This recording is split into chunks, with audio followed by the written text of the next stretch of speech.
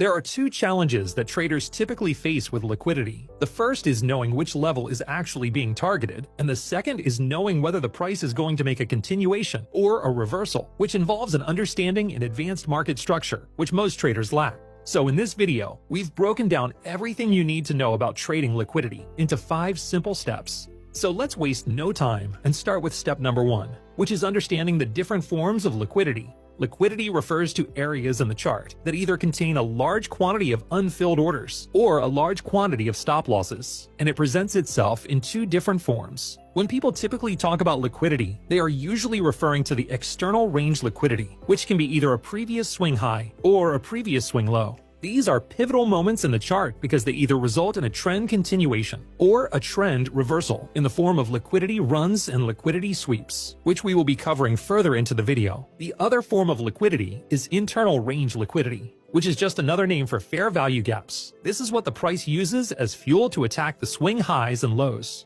It's important that you pay attention to how the price interacts with both forms of liquidity, because together, they will tell you which direction the market is going to move. For our next step, we need to talk about order flow and how it can help us determine which liquidity level we should be targeting. When we look at a chart, the first thing we should do is look to see whether the current order flow is bullish or bearish. And this depends on whether the price is pushing through buy-side or sell-side liquidity, which can seem confusing at a glance. But we can simplify this through the use of 2 concepts, which are called break of structure and change of character. So let's see how they work. When a new swing forms on the chart, liquidity levels are created at the swing high and swing low. The liquidity level at the high is called the buy-side liquidity, and the liquidity level at the low is called the sell-side liquidity. For the context of break of structure and change of character, we look at which type of liquidity was ran through when this new swing was created, which in this case was a buy-side liquidity, which means we are currently in a bullish order flow. So with this in mind, our current break of structure level is the buy-side liquidity. This is because a break of structure refers to the level that would need to be broken through in order for the current market trend to continue,